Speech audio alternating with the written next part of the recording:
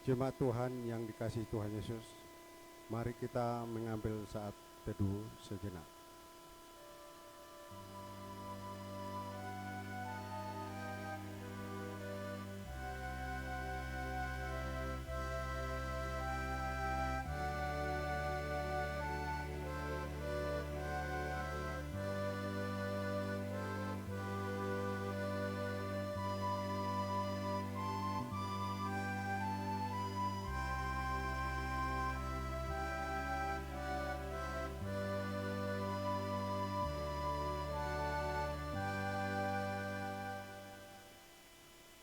Saat teduh selesai.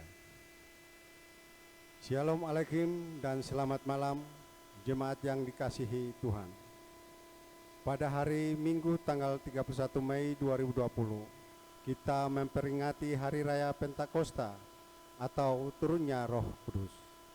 Ada tuduhan miring bagi gereja-gereja arus utama, karena gereja peran Roh Kudus seringkali kurang mendapat tempat bila dibandingkan dengan Bapa dan Yesus.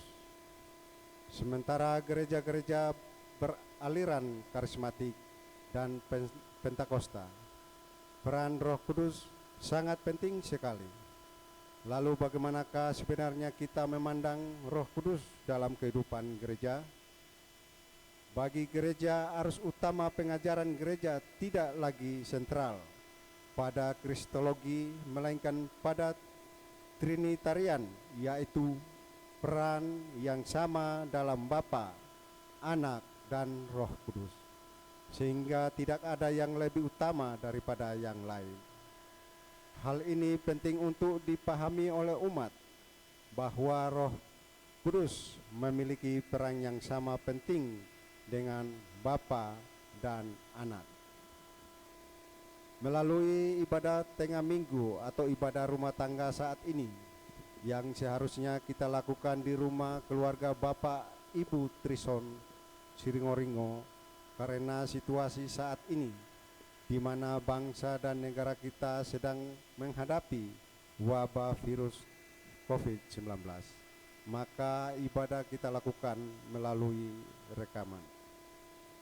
Belajar dari tema Roh Kudus, karunia atau kekuasaan, kita sedang diajak untuk mengerti dan memahami peran Roh Kudus dan diharapkan melalui tema ini umat belajar bersama untuk memahami kuasa Roh Kudus sebagai otoritas yang absolut. Hal ini sekaligus ingin menjelaskan kepada umat bahwa umat perlu belajar dari Roh Kudus, tetapi tidak berhak mengatur bahkan memaksa karunia Roh Kudus seperti berbahasa lidah, bernubuat melalui mujizat, dan lain sebagainya.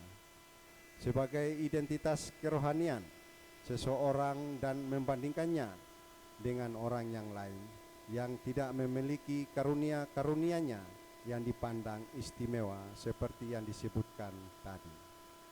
Marilah jemaat kita mengarahkan hati kita untuk bersama-sama menaikkan pujian kita dari PKJ nomor 7, 1 dan 3, bersyukurlah pada Tuhan.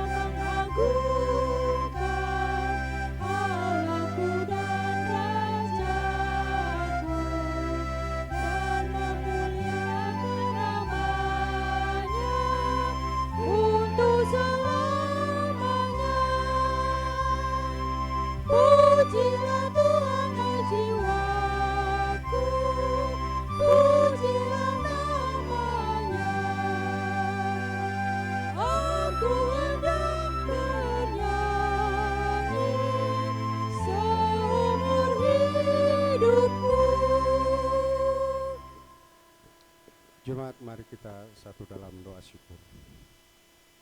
Bapa kami yang di surga, Tuhan, pada saat ini kami datang memuji dan memuliakan nama-Mu melalui ibadah tengah minggu atau ibadah rumah tangga saat ini.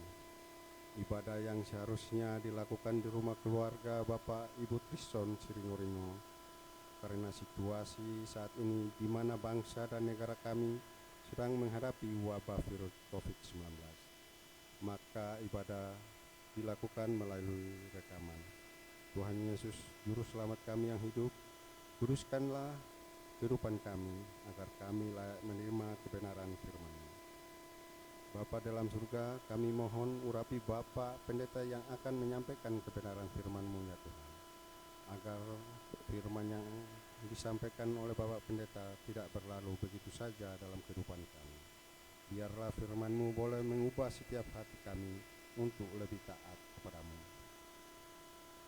Bapa dalam surga, kami mohon kudus dan hadir di tengah-tengah keluarga jemaat, sehingga dapat menguatkan setiap hati kami.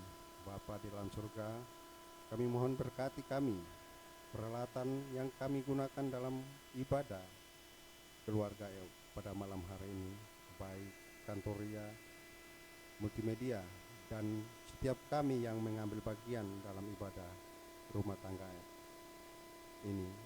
Terima kasih Bapa, di dalam nama Tuhan kami Yesus Kristus kami berdoa dan mengucap syukur. Amin. Jemaat, mari kita siapkan hati kita untuk menerima sabda Tuhan. Marilah kita naikkan pujian, Roh Kudus, Kau hadir di sini.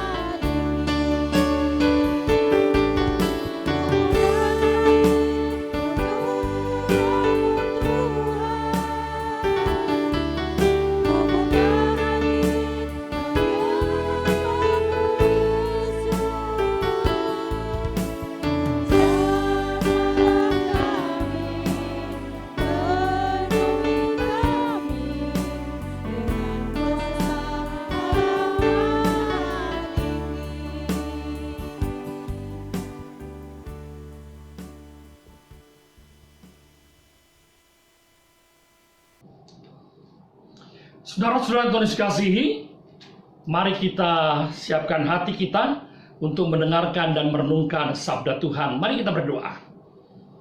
Bapa, kami bersyukur jika pada malam hari ini kami Tuhan pertemukan kembali melalui ibadah rumah tangga, sekalipun kami melakukan ibadah di rumah kami masing-masing. Tapi kami berdoa ya Allah, biarlah hari ini saat ini Engkau bersabda bagi kami, menyatakan kebenaran, agar kami boleh memahami apa yang menjadi kehendak-Mu dalam kehidupan kami ini. Kami siap belajar dari-Mu dalam pimpinan-Mu Roh Kudus. Kami mohon mampukan kami untuk mengerti dan memahami serta melakukan kebenaran firman-Mu. Dalam nama Tuhan Yesus kami berdoa. Amin. Saudara-saudara yang tulis kasihi, mari kita membaca firman Tuhan dari 1 Korintus pasal 12 ayat 1 sampai 11. 1 Korintus pasal 12 ayat 1 sampai 11. Saya akan membacakan bagi saudara-saudara. Sekarang tentang karunia-karunia roh. Aku mau saudara-saudara supaya kamu mengetahui kebenarannya. Kamu tahu bahwa pada waktu kamu masih belum mengenal Allah, kamu tanpa berpikir ditarik kepada berhala-berhala yang bisu. Karena itu aku mau meyakinkan kamu bahwa tidak ada seorang pun yang berkata-kata oleh roh dapat berkata, terkutuklah Yesus. Dan tidak ada seorang pun yang dapat mengaku Yesus adalah Tuhan selain oleh Roh Kudus. Ada rupa-rupa karunia, tapi satu roh. Dan ada rupa-rupa pelayanan, tapi satu Tuhan. Dan ada berbagai-bagai perbuatan ajaib, tapi Allah adalah satu yang mengerjakan semuanya dalam semua orang. Tetapi kepada tiap-tiap orang dikaruniakan pernyataan roh untuk kepentingan bersama.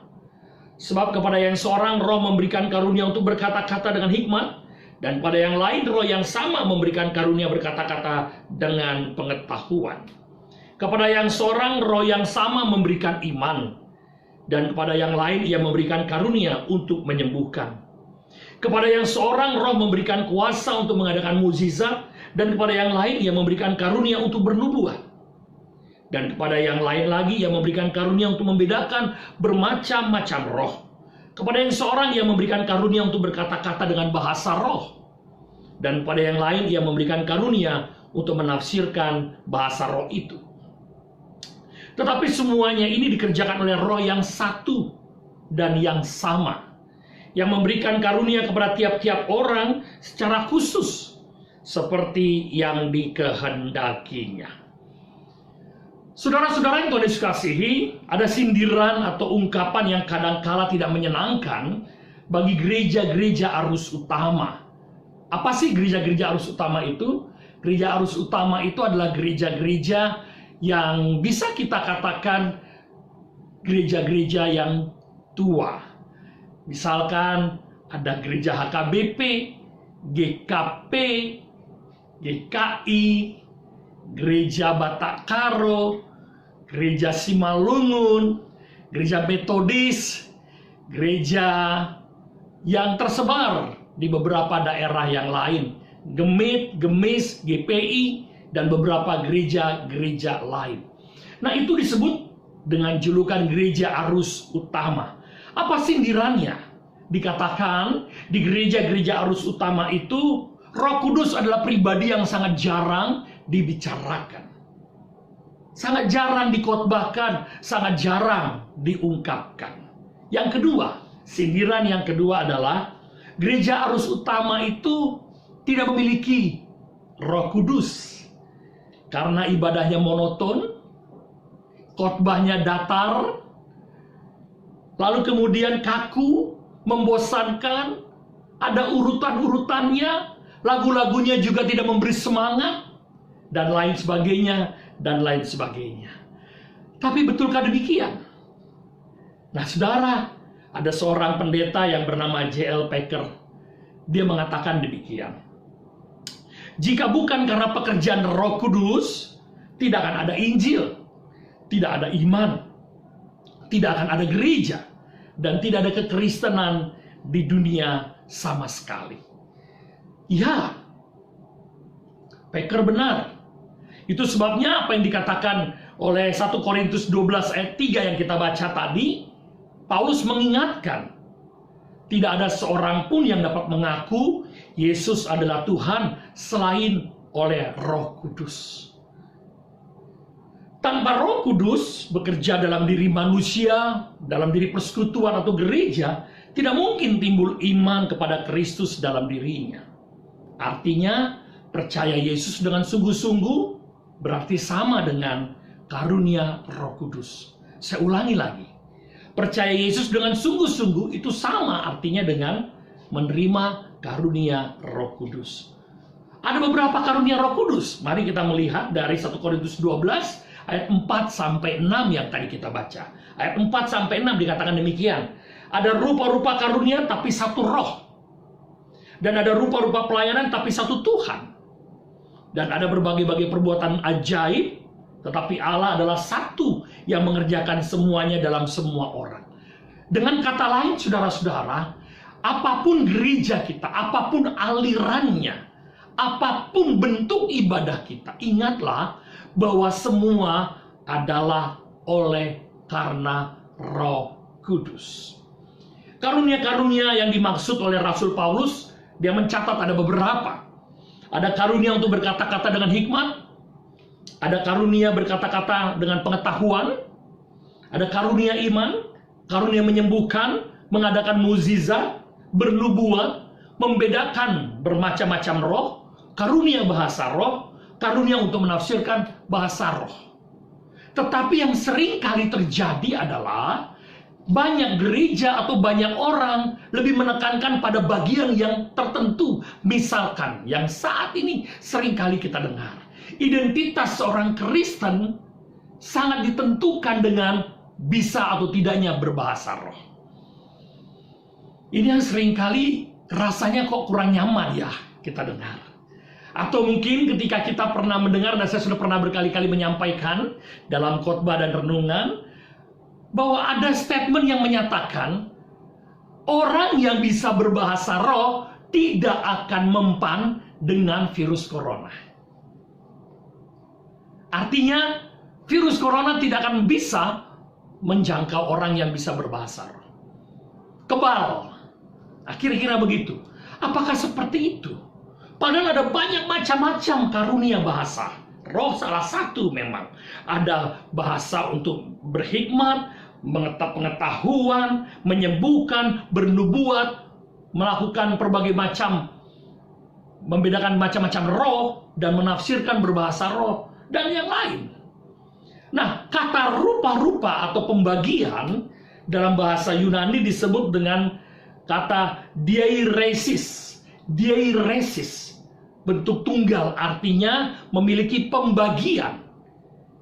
Ya, atau kemudian kata kerjanya diareo. Diareo artinya membagi atau dibagi-bagi. Kata diaresis dapat juga berarti rupa-rupa. Tetapi beberapa ahli bertafsir menyatakan bahwa yang lebih cocok adalah pembagian. Bukan rupa-rupa, tapi pembagian. Mengapa? Ini menarik, Ibu dan Bapak, terjemahan ini. Kalau Alkitab mengatakan, dalam Alkitab kita disebutkan rupa-rupa karunia. Tetapi dalam bahasa aslinya, diaresis disebut pembagian. Artinya dibagi-bagi. Bukan rupa-rupa, tapi dibagi-bagi. Misalkan, saya dapat jatah A, si B dapat jatah yang lain, yang orang lain lagi dapat yang lain. Itu namanya pembagian, saudara. Nampaknya ini lebih cocok dan lebih tepat ketika kita menekankan diaresis adalah kata pembagian, bukan rupa-rupa. Nah, dalam 1 Korintus 14 ayat 12, jika kita lari agak ke depan, ke belakang dari 1 Korintus ini, 1 Korintus 14 ayat 12 dikatakan demikian. Demikian pula dengan kamu memang berusaha untuk memperoleh karunia-karunia roh, tetapi lebih daripada itu hendaklah kamu berusaha mempergunakannya untuk membangun jemaat. Satu kalimat yang menarik sekali, menjadi kalimat sambung dari ayat 12 tadi, pasal 12. Maksud saya adalah bahwa pembagian-pembagian karunia itu, tadi saya sudah sebutkan, Si A dapat karunia apa, si B dapat karunia apa, si C dapat karunia apa. Pembagian-pembagian karunia itu, jika aku mendapatkan satu pembagian karunia atau dua bagian karunia, karena satu orang bisa saja mendapatkan 2 atau 3 karunia. Bisa saja hanya dapat 1 karunia. Ya saudara ya. Tapi yang menarik dikatakan dalam 1 Korintus 14 ayat 12 adalah, tetapi lebih daripada itu, hendaklah kamu berusaha mempergunakannya untuk membangun jemaat. Membangun jemaat. Jadi bukan untuk personal. Bahasa roh ke arah personal. Siapa yang bisa berbahasa roh tidak akan bisa terkena COVID-19. Siapa yang bisa berbahasa roh, dia berarti akan memiliki keselamatan. Siapa yang bisa berbahasa roh, dia akan mendapatkan karunia berkat berlimpah. Padahal Paulus mengatakan, setiap kita yang dapat pembagian itu, berusahalah mempergunakannya untuk membangun jemaat. Kata kunci lagi saya ulangi, membangun jemaat. Karunia-karunia roh yang tidak dipakai untuk kepentingan untuk membangun jemaat sama dengan melawan kehendak Allah. Ini menarik saudaraku. Saya ulangi kata-kata ini. Karunia-karunia roh yang tidak dapat dipakai untuk kepentingan untuk membangun jemaat sama dengan melawan kehendak Allah. Karena apa? Karena egosentris. Karena lebih mementingkan dirinya sendiri. Padahal karunia itu, pembagian itu harusnya untuk membangun jemaat. Karunia atau grace, anugerah, itu adalah pemberian Allah, saudara. Roh Allah yang satu itu memberikan setiap karunia dengan tujuan untuk melayani kepentingan bersama dan mempersaksikan kasih Tuhan.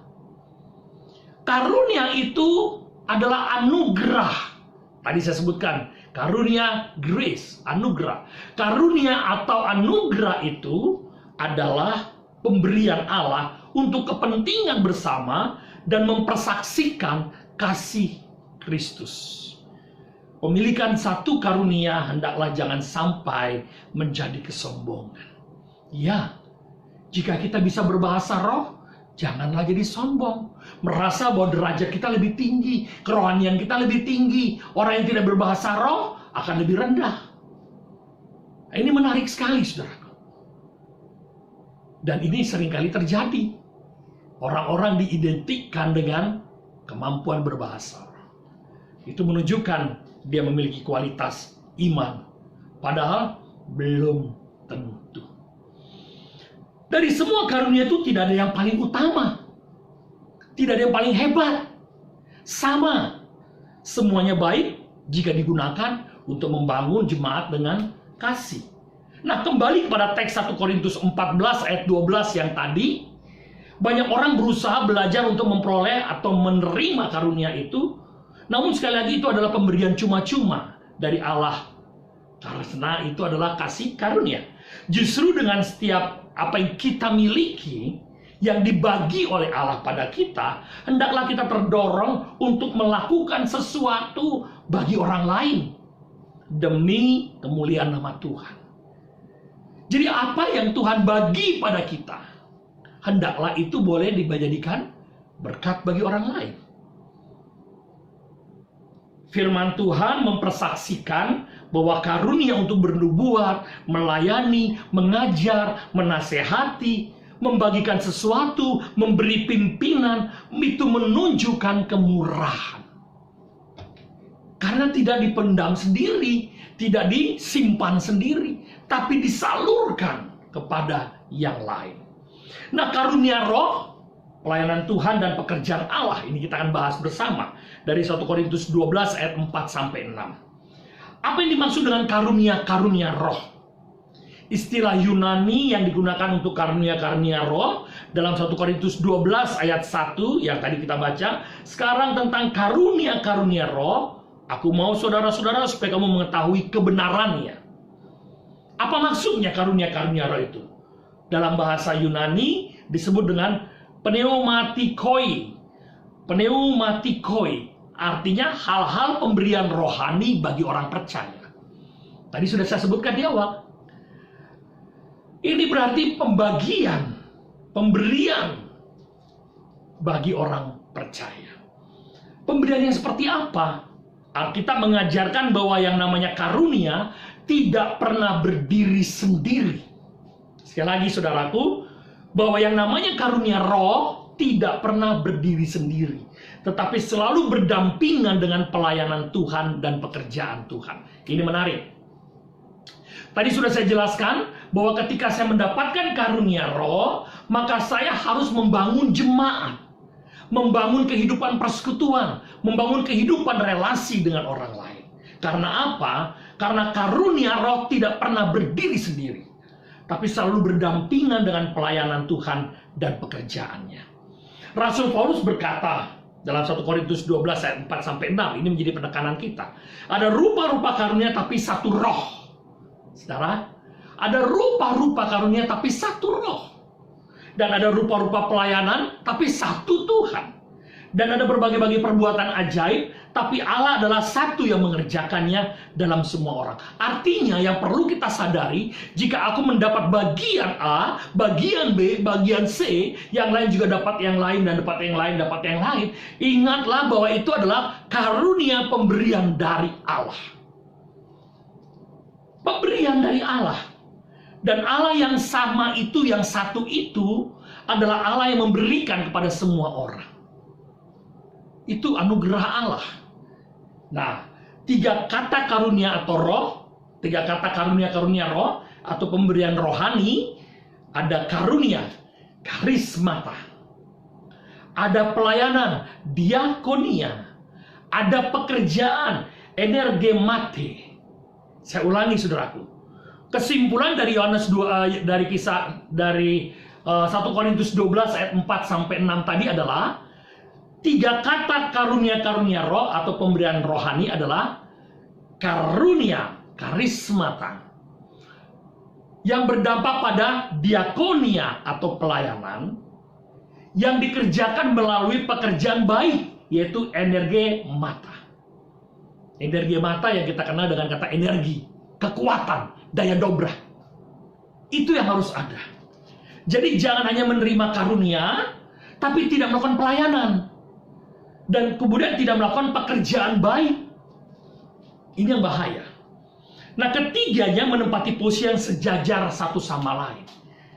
Tidak ada yang lebih tinggi, tidak ada yang lebih rendah. Jadi harus seiring, seirama, sejalan. Karismata, diakonia, energemata. Ya, harus seiring, sejalan. Nah, saudara, dengar baik-baik, bagian yang ini menarik sekali. Karunia dibagikan kepada orang percaya oleh Roh Kudus. Karunia diberikan oleh Roh Kudus. Pelayanan, ya, diakonia dibagikan kepada orang percaya oleh Tuhan Yesus yang mengajarkannya. Melalui hidupnya, melalui teladannya. Yang ketiga, pekerjaan ilahi dibagikan kepada orang percaya oleh Bapa. Itu sebabnya firman Tuhan berkata, Bapa itu bekerja dulu, sekarang, dan sampai selamanya. Dia tidak pernah diam. Dia bukan Allah deisme. Apa itu Allah deisme? Deisme itu adalah Allah yang kemudian selesai menciptakan, diam, berhenti. Tidak, tapi Allah yang terus bekerja dan berkarya. Bapakku bekerja dulu, sekarang, dan selamanya. Demikian kata Tuhan Yesus. Sekali lagi, karunia diberikan kepada orang percaya oleh Roh Kudus. Pelayanan dibagikan kepada orang percaya oleh Tuhan Yesus. Pekerjaan ilahi dibagikan kepada orang percaya oleh Allah Bapa. Kalau ketiganya dirangkai, saudara, bunyinya demikian. Roh Kudus membagikan karunia-karunia kepada orang percaya agar ia mampu mengerjakan pelayanan yang dibagikan kepada oleh Tuhan Yesus, sehingga melaluinya Allah mengerjakan pekerjaannya dalam diri manusia yang dilayani. Saya ulangi kalimat ini. Roh Kudus membagikan karunia-karunia kepada orang percaya agar ia mampu mengerjakan pelayanan yang dibagikan kepadanya oleh Tuhan Yesus, sehingga melaluinya Allah mengerjakan pekerjaannya dalam diri manusia yang dilayani. Lengkap sudah. Ini menarik, saudaraku. Jadi kita sudah belajar tentang sedikit Allah Tritunggal, yang satu untuk semua. Nah, lalu kemudian yang kita harus pelajari adalah kepada siapa saja, dengan tujuan apa, dan bagaimana karunia roh diberikan. Kepada siapa saja, dengan tujuan apa, dan bagaimana karunia roh diberikan. Mari kita perhatikan ayat 7 sampai 11 dari bacaan kita ini. Tetapi kepada tiap-tiap orang dikaruniakan pernyataan roh untuk kepentingan bersama. Ayat 7 sampai 11. Siapa yang memperoleh karunia rohani? Alkitab menuliskan, kepada tiap-tiap orang dikaruniakan pernyataan roh untuk kepentingan bersama. Artinya, setiap orang diberikan. Karunia yang satu dengan yang lainnya berbeda. Yes. Karunia yang satu dan lain berbeda, tapi diberikan oleh roh yang sama. Dan karunia itu sama mulia. Tidak ada yang lebih hebat. Karunia yang diberikan kepada setiap orang yang percaya pada Yesus Kristus menurut kehendak Roh Kudus itu sendiri. Kehendak. Nah, ini menarik, saudara. Ada yang katanya belajar bahasa roh. Saya nggak ngerti. Jujur saya katakan saya nggak ngerti, dan saya ingin tahu banyak tentang bagaimana caranya belajar bahasa roh. Padahal firman Tuhan tadi berkata bahwa bahasa roh adalah karunia, pemberian. Jadi kalau saya nggak bisa bahasa roh, ya karena Roh Kudus nggak memberi. Tapi Pak Pendeta bisa dipelajari. Oh ya, kalau seandainya kita mengatakan itu adalah bahasa roh, bahasanya Tuhan, kan begitu kata-kata yang kita dengar ya. Bahasa roh adalah bahasa Tuhan. Lalu bagaimana cara belajar tentang bahasa Tuhan? Apakah sama dengan bahasa Inggris? Ada strukturnya? Ada tensesnya? Ataupun seperti apa? Nah, saya nggak ngerti, saudaraku. Dan kita perlu nanti mencari tahu tentang hal ini, agar kita tidak juga gampang sekali menghakimi. Tetapi kalau kita mau belajar tentang kata ini, karunia itu berarti pemberian. Nah, karunia diberikan kepada setiap orang yang percaya pada Yesus Kristus menurut kehendak Roh Kudus itu sendiri. Menurut kehendak Roh Kudus. Jadi kalau saya bisa mengajar, itu karunia. Tapi kalau saya nggak bisa berbahasa roh, berarti memang saya nggak dapatkan bahasa roh. Nah, itu dia karunia, saudaraku. Lalu bagaimana mengenali karunia saya? Bagaimana saya dapat mengenal saya menerima karunia? Ada 5 langkah, saudaraku. Ini langkah praktisnya, ada 5 langkah. Yang pertama, yakinlah bahwa Roh Kudus telah memberikan kepada paling sedikit 1 orang 1 karunia. Saudara, dengar kata ini. Setiap orang percaya Tuhan berikan karunia.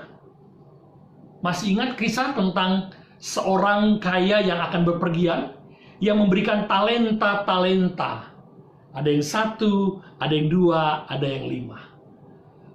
Ini talenta-talenta yang Tuhan berikan, saudaraku. Artinya tidak ada 1 orang pun yang percaya pada Yesus yang tidak memiliki karunia. Hanya saja mungkin kita belum mengolahnya. Jadi kalau ada katakan bahwa, aduh Pak Pendeta, saya nggak punya karunia apa-apa, sehingga saya tidak bisa melayani. Saudara, kalau saudara berkata begitu, saudara sedang berkata bahwa Tuhan nggak becus menciptakan saya. Karena saya nggak punya apa-apa. Padahal ketika saudara bisa menyapa seseorang dengan bahasa yang lembut, dengan bahasa yang penuh kasih dan cinta, itu karunia. Itu karunia. Dan kita tidak pernah merasakan itu. Yang pertama, saudaraku, yakinlah bahwa Roh Kudus telah memberikan pada paling sedikit 1 karunia dalam hidup kita. Dan ia ingin karunia itu digunakan bagi kemuliaan Allah. Itu bagian pertama. Bagian yang kedua, berdoalah dengan sungguh-sungguh, mohon pada Allah agar ia memimpin Anda untuk mengetahui karunia rohani Anda. Kalau kita punya sesuatu, berdoa dengan Tuhan, betul nggak ini Tuhan karunia yang kau berikan bagiku? Dan kalau memang ini aku punya kemampuan bernyanyi, maka aku ingin memberikannya untuk Tuhan. Kalau aku punya kemampuan untuk menyembuhkan orang sakit, aku akan memberikan untuk Tuhan. Tentu lewat jemaat, lewat orang yang kita layani. Yang ketiga, pelajarilah apa yang dikatakan dan diajarkan kitab suci tentang karunia-karunia roh. Cari tahu. cari mengerti apa yang Tuhan ajarkan. Keempat, menyangkut pengetahuan tentang diri sendiri, kemampuan atau kesempatan yang diberikan, dan mulailah dari hal-hal yang kecil. Ketika kita sudah tahu sesuatu yang Tuhan berikan pada kita, mulailah dari hal-hal yang kecil. Lakukanlah pelayanan dari hal-hal yang kecil, agar apa yang Anda punya dirasakan oleh banyak orang. Dan yang kelima, libatlah orang-orang percaya lainnya untuk menolong Anda dan mengasahnya. Karunia itu perlu diasah, saudaraku. Ya, kemampuan saudara untuk berdoa, kemampuan saudara untuk menyembuhkan orang, kemampuan saudara untuk bersaksi, kemampuan saudara dan banyak hal yang lain yang Tuhan anugerahkan. Mintalah orang-orang tertentu untuk menolong saudara dan mengasahnya, agar semakin bermanfaat bagi orang lain. Dari uraian tersebut di atas, kita dapat melihat bahwa karya Roh Allah tidak terpisah dari karya Allah dan Kristus. Sekali lagi saya ulangi, karya Roh Kudus tidak berarti terpisah dari karya Allah dan Kristus. Sebab karya Allah pada hakikatnya juga mempermuliakan Kristus.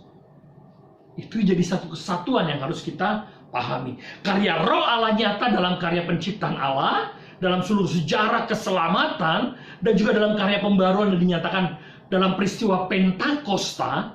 Jadi Allah Bapa, Anak, dan Roh Kudus adalah wujud diri Allah yang satu, yang masing-masing memiliki kehadirannya sendiri, tapi serentak pada saat yang sama melaksanakan satu tugas dan karya yang sama.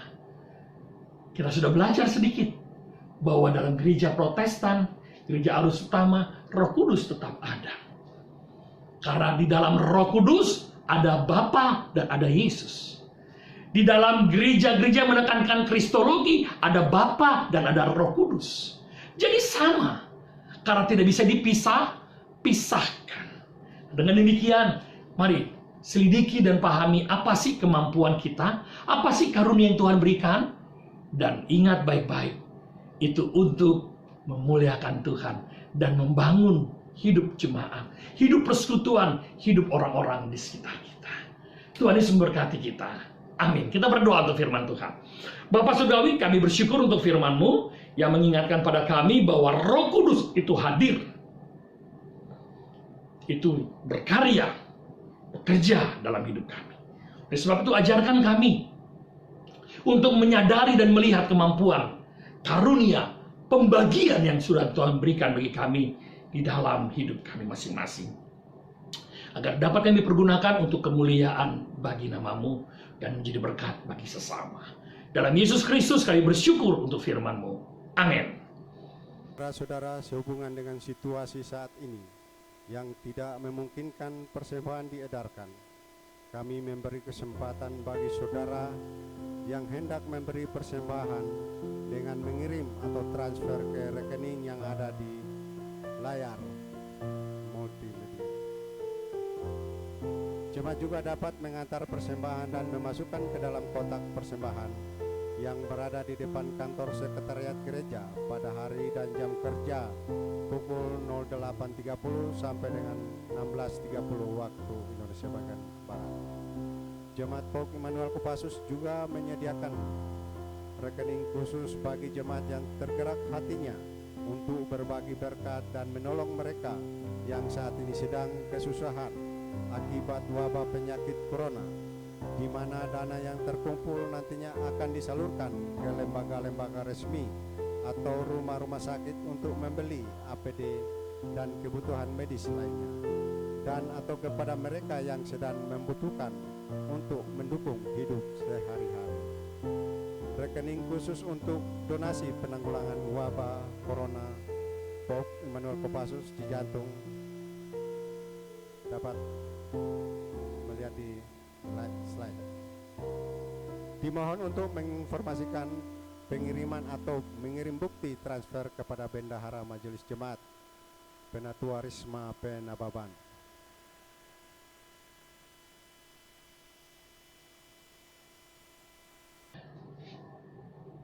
Saudara-saudara, mari kita akan masuk di dalam doa syafaat kita. Mari kita berdoa.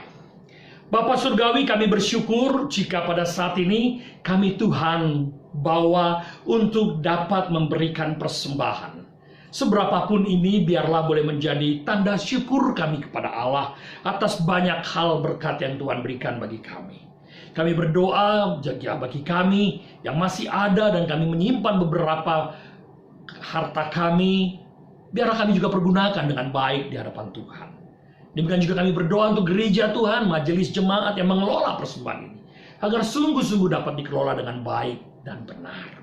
Hari ini bersama dengan Bapak Trison Siringo-Ringo, kami bersyukur ibadah ini dapat terlaksana yang seharusnya berada di rumah mereka, tapi oleh karena situasi COVID-19, kami melakukan melalui ibadah online.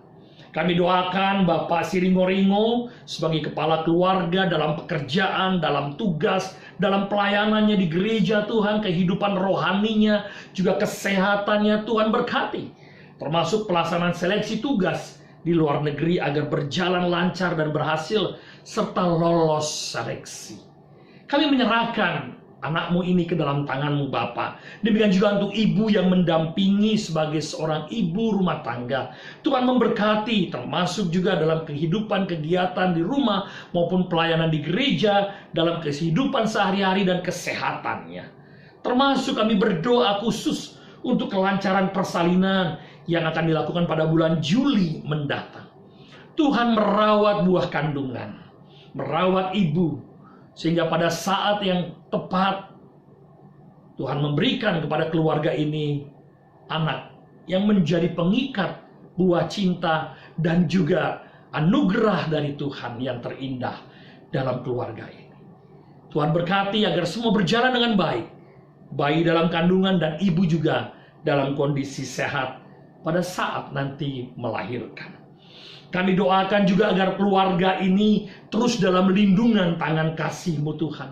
Diberikan kebijaksanaan sebagai suami dan istri, kesehatian, dan kerendahan hati bersama untuk membangun kehidupan persekutuan keluarga yang mengandalkan Tuhan.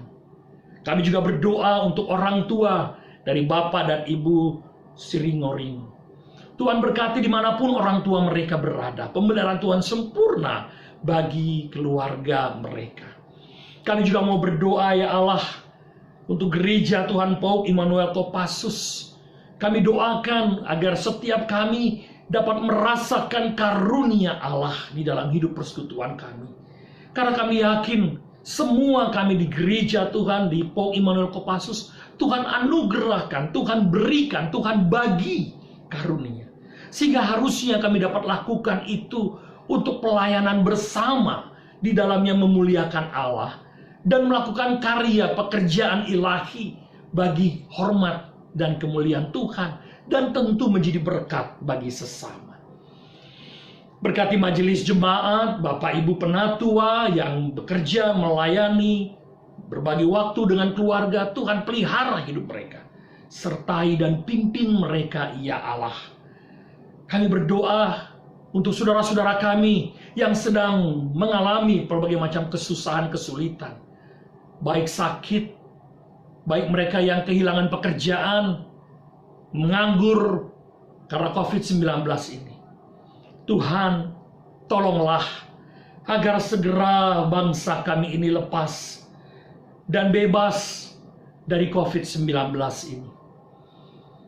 Dipulihkan kembali seperti sedia kala. Doa kami untuk perawat, dokter, tenaga medis, mereka yang berada dalam gugus tugas percepatan penanggulangan COVID-19, bahkan pemerintah daerah dan pemerintah pusat. Tuhan beri hikmat di tengah-tengah situasi ini untuk mengeluarkan kebijaksanaan dengan tepat dan berdaya guna bagi kami rakyat Indonesia. Dan beri kesadaran pada kami untuk kami juga dapat menjaga diri kami agar kami tidak tertular dan juga tidak menularkan. Kami doakan kesatuan kami, danjen, wadanjen, staf, anggota, PNS untuk pengabdian pada bangsa dan negara, agar di kesatuan Kopassus ini nama Tuhan tetap dipermuliakan. Inilah doa kami dan permohonan kami Bapa yang kami naikkan kepadamu di dalam nama Tuhan kami Yesus Kristus yang sudah mengajarkan kami berdoa bersama-sama. Bapa kami yang di sorga, dikuduskanlah namamu. Datanglah kerajaanmu, jadilah kehendak-Mu di bumi seperti di sorga. Berikanlah kami pada hari ini makanan kami yang secukupnya.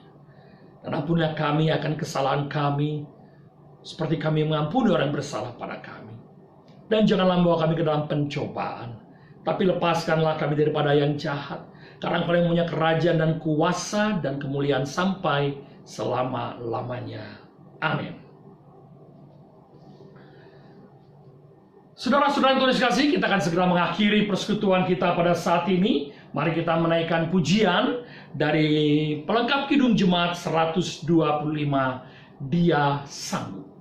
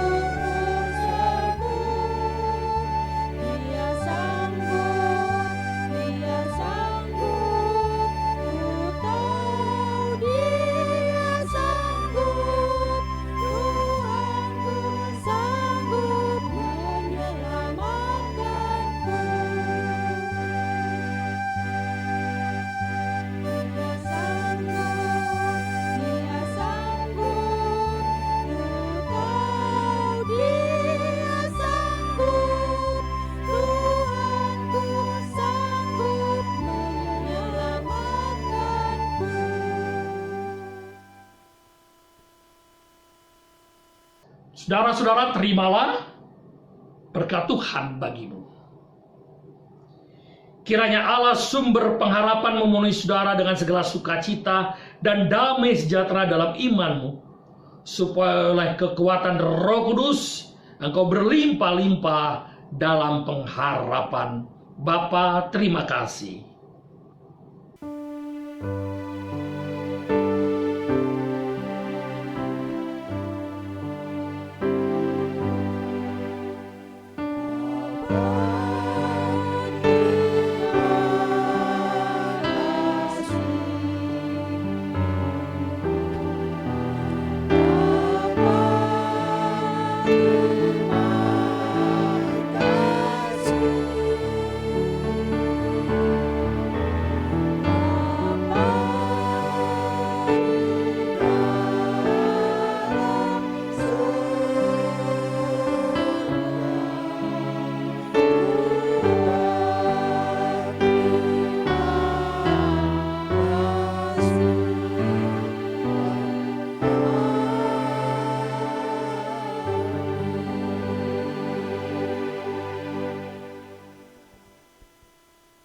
Demikianlah ibadah tengah minggu atau ibadah rumah tangga pada malam hari ini. Tuhan Yesus memberkati kita semua. Amin.